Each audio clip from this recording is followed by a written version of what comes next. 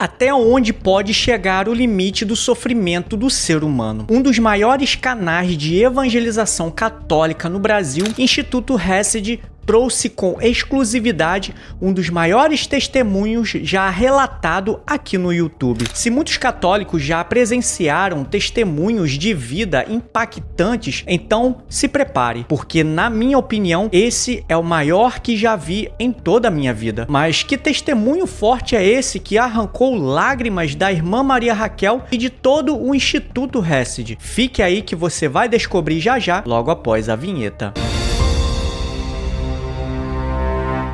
Salve Maria Imaculada e viva Cristo Rei! Saudações a todos, que a paz de nosso Deus esteja com todos vocês. É um imenso prazer ter vocês aqui no canal e eu já peço a sua colaboração para que a mensagem que eu estou transmitindo alcance mais pessoas. Deixe seu like aí, que é muito importante, não vai te custar nada, e se na hora do like aparecer hypar, clica nele também para que esse vídeo possa ser mais impulsionado. Inscreva-se no canal e ative o sininho das notificações para não perder os próximos vídeos, ok? Após inúmeros relatos de superação, conversões e curas, Instituto Hesed, mais uma vez, pela graça e misericórdia de Deus, surpreende o Brasil inteiro, trazendo um dos maiores testemunhos já visto pelo canal do YouTube. Se prepare, meus irmãos, e assista com atenção até o final. Irmã Maria Raquel, Irmã Maria Joana, Irmã Maria Filomena.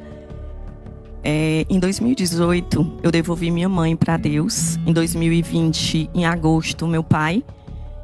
E em novembro, meu filho, Pedro. Em 2021, março, eu devolvi meu esposo.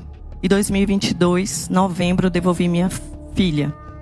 Eu sei que o nosso destino é a morte, é a única certeza nessa vida que nós temos.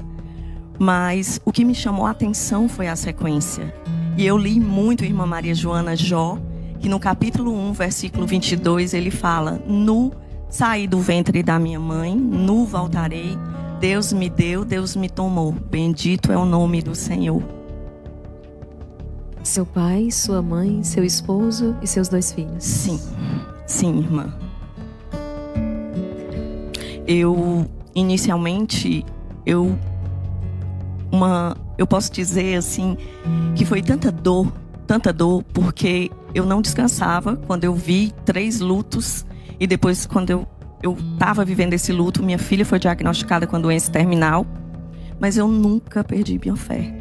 Eu sempre acreditei em Deus. Claro que as coisas de Deus são tão misteriosas que nossa terra é pequena para resolver ou entender esses mistérios.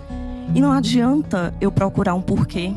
E não adianta eu murmurar. Eu tenho que aceitar. Porque o meu maior sonho é ir para o céu, encontrar Jesus inicialmente e depois o meu reencontro com meus filhos.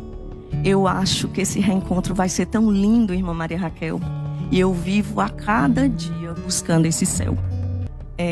O Pedro era um menino de muita fé.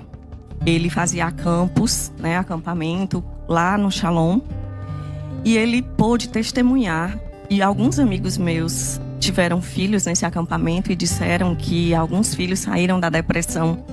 Porque o Pedro teve um ossarcoma. Foi retirado 9 centímetros do joelho dele. E todo mundo achava que ele ia ficar sem a perna. E aí nós conseguimos uma prótese de titânio. E eu ficava olhando ele, em momento nenhum ele murmurou. Ele sabia que estava com câncer grave. E ele dizia: mamãezinha, eu vou sair daqui, não sofra. Deus tem maravilhas para mim. Eu ainda vou lhe dar muito trabalho. E a Ana dizia: mãe, o Pedrinho não vai agora. E o padre Antônio profetizava as curas, né? Pedro, você não vai. E Pedro, ele foi desenganado. Disseram que ele ia ter 1 ano de vida. E Pedro teve mais 5 anos de vida. E ele não morreu por causa do ossarcoma. Ele morreu por causa de um tumor cerebral. E a Ana Carolina, na medicina, 3 meses trabalhando. E a gente sabia, depois que o pai foi diagnosticado e 2 filhos, a gente sabia que era uma doença genética, uma síndrome chamada Li-Fraumeni. E alguma coisa lá do céu me dizia, alguma coisa não, o Espírito Santo me dizia que meus filhos iam primeiro que eu. Mas eu não sabia que ia ser tão cedo e nem sabia que meu esposo iria. E ele dizia, meu bem, ele médico, ele dizia assim, se prepare, porque os meninos vão embora breve, principalmente o Pedro. E eu entreguei a Deus tudo. E os meninos não murmuraram, não reclamaram. Os amigos deles ficavam impressionados. A Ana fez medicina, morava em São Paulo. Os amigos se revezavam para ir lá e ficar no hospital, para eu sair e ter a condição de ir em casa e ter um pouquinho de descanso. E ela dizia, mamãe, vá descansar. Porque algumas vezes ela ficava internada. E como ela também foi acometida depois de 13 anos da leucemia, com 13 anos ela teve leucemia, com 13 anos depois ela foi acometida pelo mesmo tumor do Pedro. E ela, mamãezinha, eu sei onde isso vai terminar, mas eu só quero que você não prolongue o meu sofrimento. E agora, mamãe, como é que você vai ficar, filha? Não se preocupe comigo. E eu posso dizer, irmã Maria Raquel, que eu perdi marido, perdi pai, perdi mãe. Mas a dor de perder um filho é muito grande. O Pedrinho faleceu com quantos anos? 22. E a Ana? 25. Eu sei que a Aninha rezava com o Instituto Hesed, não é? A Aninha em São Paulo, acamada, sem andar, cadeirante. Ela dizia, mamãe, liga a televisão pra gente rezar com as irmãzinhas. Eu quero ver as freirinhas. E ela, até antes de ficar em coma, era todos os dias. Era o terço da misericórdia, o rosário da madrugada e à noite. E eu rezava, eu conheci vocês do Instituto Hesed. Não fui sozinha. Foi a Ana que me apresentou e eu passei a rezar com as freirinhas amadas dela. E por isso que eu digo, meu Deus, como pode eu estar aqui hoje? Com certeza foi a intercessão da minha Aninha. Bem, estamos todos em lágrimas aqui, Irmã Maria Joana, e acredito que você em casa também, porque nós somos impactados. Muitas pessoas no chat que testemunham, e nós ainda estamos no momento da história em que são as muitas dores. Ainda tem a virada que Deus vai fazer em toda essa história. E as lágrimas da Cris nos falam muito. Não é que a dor já não existe mais, existe. Mas essa dor é transfigurada. Essa história a gente pensa que é um filme, gente, mas não é. Então, quando eu perdi todos os meus filhos, Jesus é testemunho, eu me joguei na bebida, me joguei no vício, achando que eu ia esquecer. E os amigos da minha filha, os amigos dos meus filhos, me levavam inconsciente para casa. Eu fumava, eu bebia, e eu achava que eu poderia esquecer na bebida. E eu não queria viver, gente. Eu não queria viver. Eu pedia, Deus, me mata logo. Por que tu me deixou viva? Eu não vou suportar. E aí, os amigos da minha filha levavam para casa. E eu comecei nesse vício 6 meses. E comecei a fazer terapia. Eu descobri que era um suicídio involuntário. Mas antes de eu ir para terapia, teve uma noite que eu passei a noite sentada e eu vi ao meu ouvido uma voz muito grossa que dizia, morre, tu não presta mais para nada, tu não tem mais nada. E eu dizia, eu tenho um Deus que não se cansa de me levantar. Eu tenho um Deus que tudo pode. Eu tudo posso naquele que me fortalece. Eu passei a noite em claro. E eu me lembro, irmã, que eu sofria demais, era uma dor que não cabia no meu peito e 2 dores. E eu disse, Senhor, como é que eu vou suportar? E eu amanhecia e eu anoitecia. E Deus, eu sabia que Deus estava ali, mas a dor era tão insuportável que eu fui parar no fundo do poço. Mas o fundo do poço não era meu lugar, não era minha casa. Eu precisava sair, porque o sofrimento nos absorve de uma forma que a gente não conhece, não consegue olhar para frente. É uma dor tão grande que a gente fica envolvida nessa dor. E você tem duas opções. Ou você se vitimiza e pega essa dor e forma ela de bengala, ou você decide seguir. E eu tenho certeza que o Espírito Santo, Jesus e o Senhor me colocava sempre: caminha, Cris, não para, Cris, caminha. Ai, meu Deus, ajuda a segurar um pouquinho da minha cruz. E eu vi aquela voz: caminha, Cris, caminha, não desista, não desista. Você vai para o céu, você merece o céu. E eu disse: meu Deus, eu não vivi até aqui, eu não sofri até aqui para eu ir para o inferno. Eu quero a Ti, Senhor.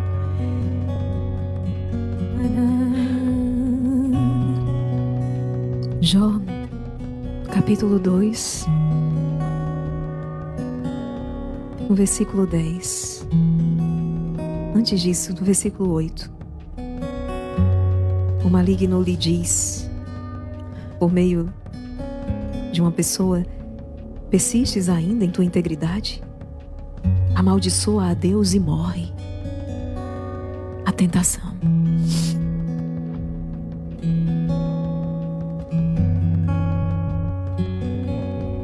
Não tenho palavras, Cris, para dizer nada nesse mistério.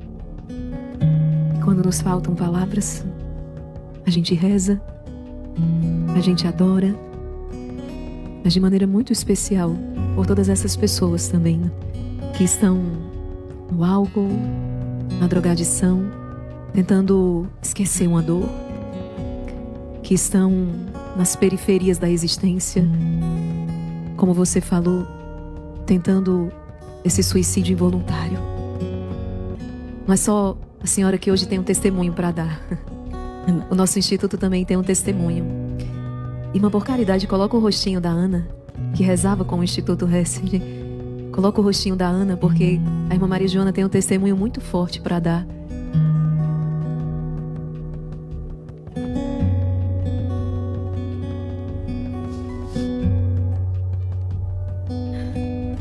De volta.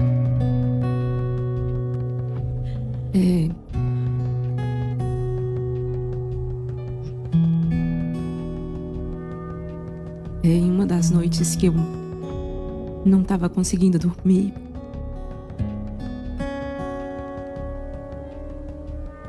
procurando, solução para algumas situações técnicas, estruturais, nossa, que a gente mesmo que tem que aprender.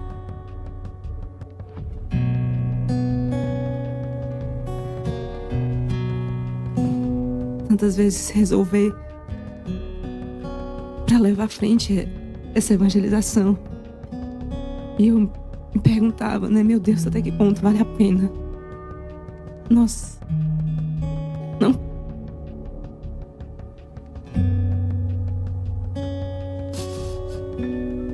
Nós não temos capacidade humana, para fazer aquilo que fazemos.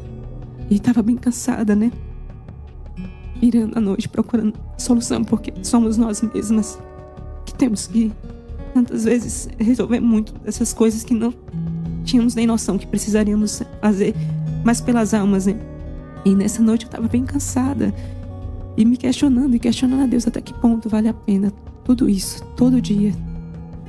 E eu me deparei com o testemunho dessa família e eu fiquei muito impactada ao ver a história, principalmente finalizando com a Ana, uma jovem médica que tinha a vocação de salvar vidas e havia falecido assim de forma tão rápida, repentina.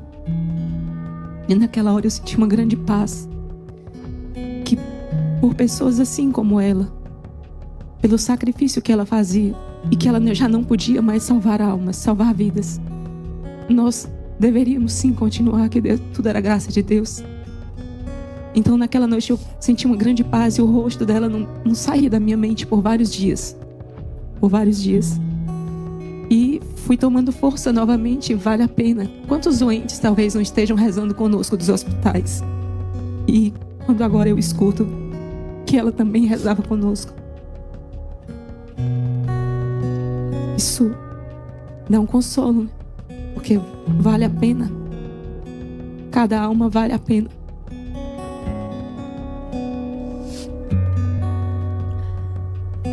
Sofrimento doloroso em si, mas quando unido a Deus, ele é sempre fecundo, né? Estamos nos mistérios dolorosos.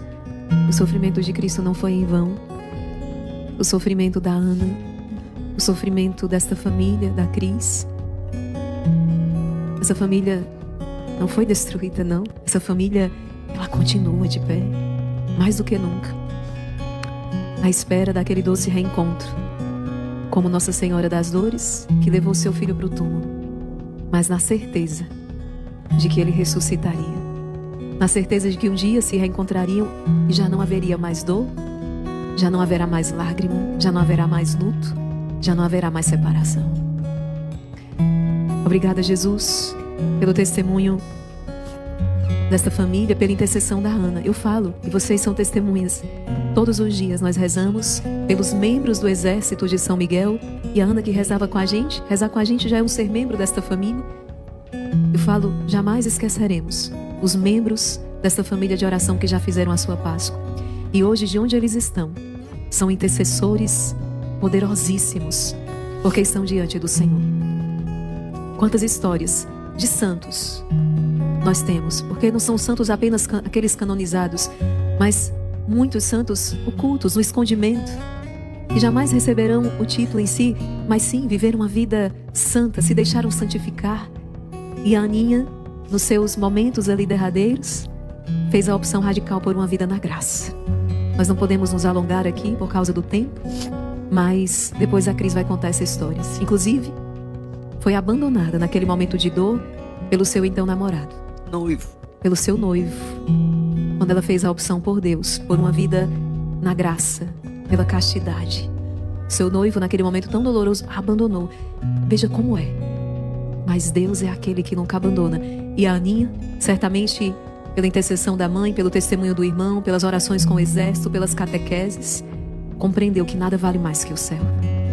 Nada vale mais que o céu. Irmã, depois de tudo eu infartei e tive um H1N1 e eu percebi que Deus não me levou. Eu digo, Senhor, o que tu queres de mim? E eu não entendia. E aí, acidentalmente, eu abri o meu Instagram. Eu nunca gostei de aparecer em redes sociais, nunca gostei de me projetar.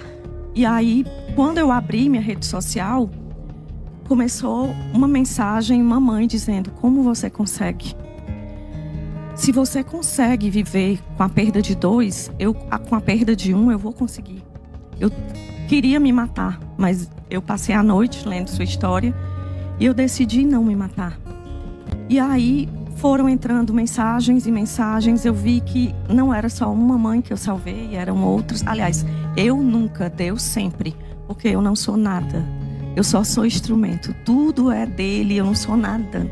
Meus irmãos, antes de trazer aqui o vídeo do Padre Renato Leite, gostaria de dizer que, diante desse testemunho, se nossa vida não estiver alicerçada na presença de Deus, o mínimo de desconforto será para nós insuportável. E diante do mistério da morte, meus irmãos, por mais doloroso que seja, precisamos cada vez mais nos conformar que o nosso destino é a vida eterna. Mas aí eu pergunto, será o que estamos fazendo para alcançar essa meta? Será que estamos perto daquilo que Deus espera de mim? E é por isso que trouxe aqui essa reflexão do Padre Renato Leite, que vai nos ajudar a entender melhor, ok? Acompanhe comigo.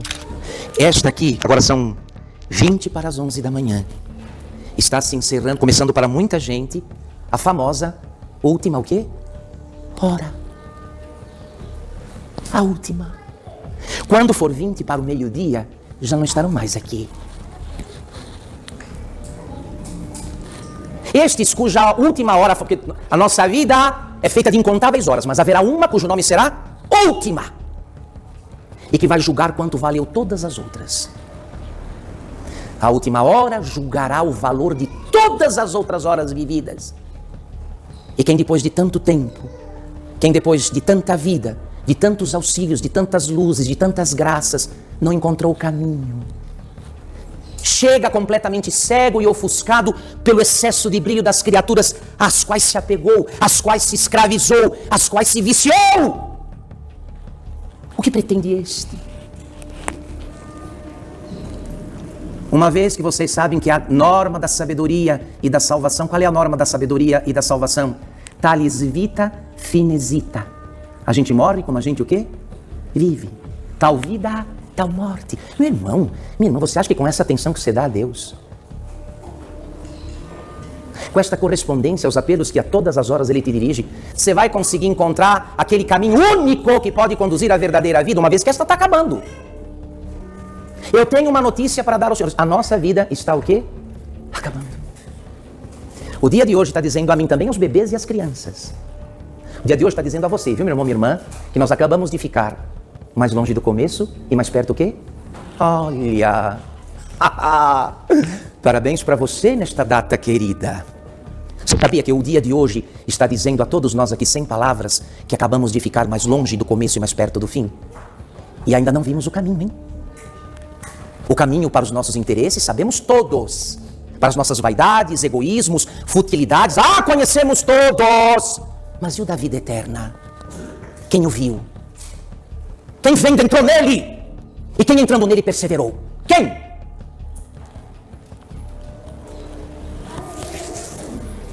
Eu sou padre há muitos anos.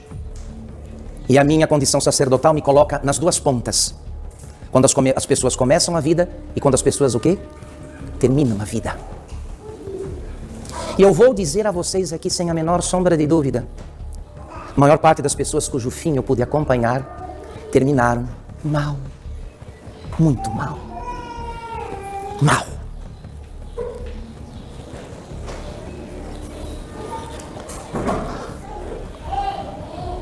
Com relação ao nosso destino comum, o que o senhor pode alegar? Que o senhor é jovem?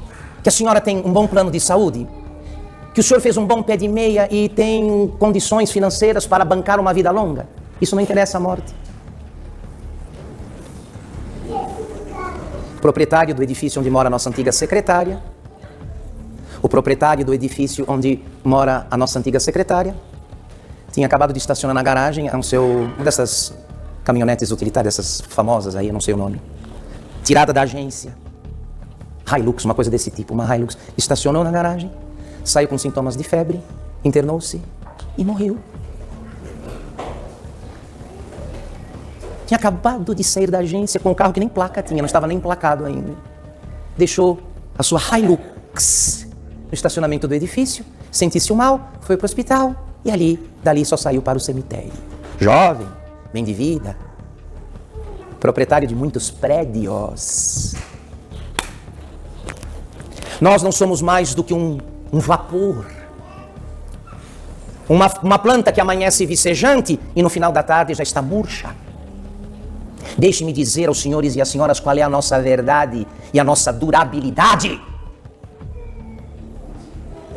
Quem tem do tempo, e nós temos, aqui nós temos um número considerável de pessoas que já passou dos 30, dos 40 anos de vida. Não é pouca coisa. Quem de nós vai alegar que não teve tempo e condições de encontrar aquele caminho único que pode conduzir à verdadeira vida e à verdadeira alegria? Eu dizia na missa anterior, se você quer saber qual é o tamanho da paciência que Deus tem com você, meu caro irmão, minha cara irmã, é só você pegar o seu RG e rever ali a data do seu nascimento. Quanto tempo Deus está esperando você reagir? E, no entanto, insistimos em nos ofuscar, em procurar o ofuscamento das criaturas, nos cegar com as criaturas, com aquilo que não é Deus. E vocês sabem, vamos dizer a verdade aqui? Vamos repetir Tomás de Kempis na imitação de Cristo? O que não é Deus, não é o quê? Nada. O que não é Deus não é nada. O que estamos fazendo, senhores? Meu irmão, o que é que você está fazendo? Qual é a mentira que você vai contar para você hoje ou permitir que alguma criatura conte? Meus irmãos e irmãs, a morte vos espera em toda parte. Se fordes prudentes, esperai vós por ela em todo lugar. Essa frase de São Bernardo resume perfeitamente aquilo que o padre Renato Leite disse. E a pergunta que eu faço é: será que estamos preparados para essa tal morte? E com relação ao testemunho, você hoje já reclamou de alguma dificuldade? Me fale aqui nos comentários, ok? Afinal de contas, reconhecer nossas limitações não nos faz sermos piores ou melhores, mas sim que ainda existe um caminho de conversão. E se você gostou desse vídeo, não esqueça também de dar o seu like e se aparecer o botão de hypar, clica nele também e compartilha esse conteúdo com seus parentes e amigos para que mais pessoas conheçam nossa fé católica. Eu vou ficando por aqui, até o próximo vídeo e que viva Cristo Rei!